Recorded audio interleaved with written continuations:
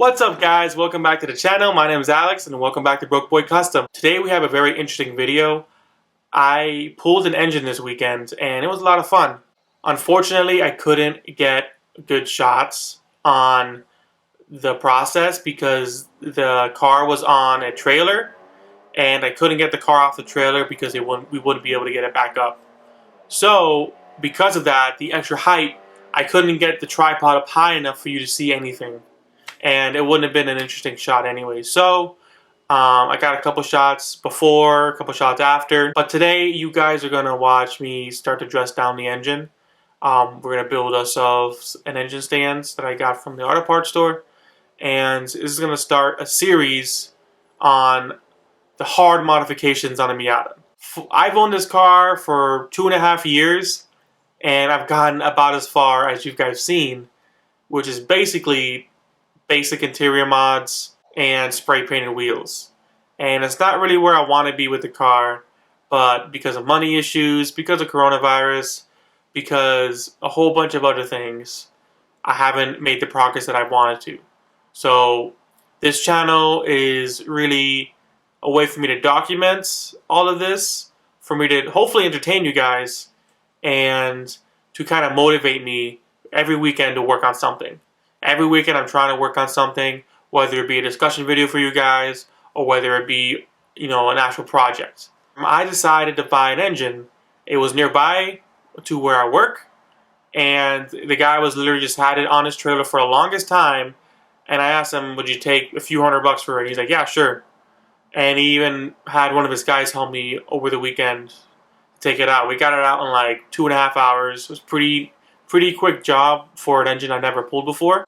And I'm excited because this is the first time in one of my cars where I have an engine for it and I don't need the engine right away. The Miata's engine has seen better days. It is now ticking pretty badly.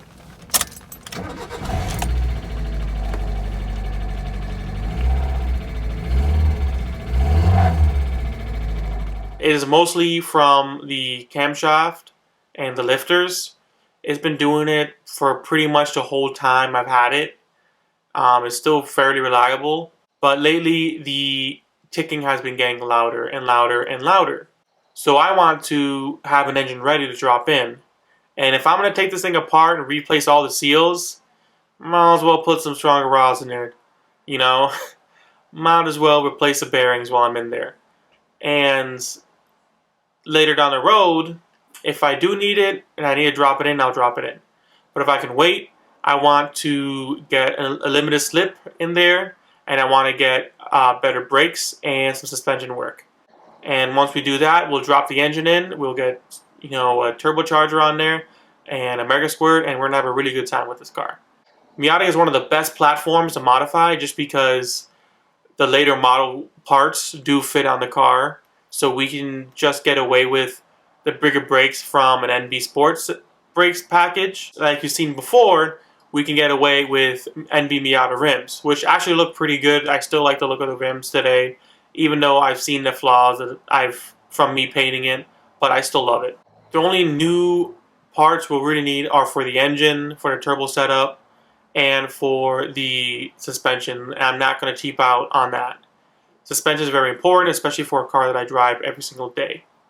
So I am going to do some research. There's a couple good bang for buck coilovers out there, and I think I want the adjustability of ones with dampening, and we'll get to that on another video. But for the meantime, let's kick on some jams and let's get to it.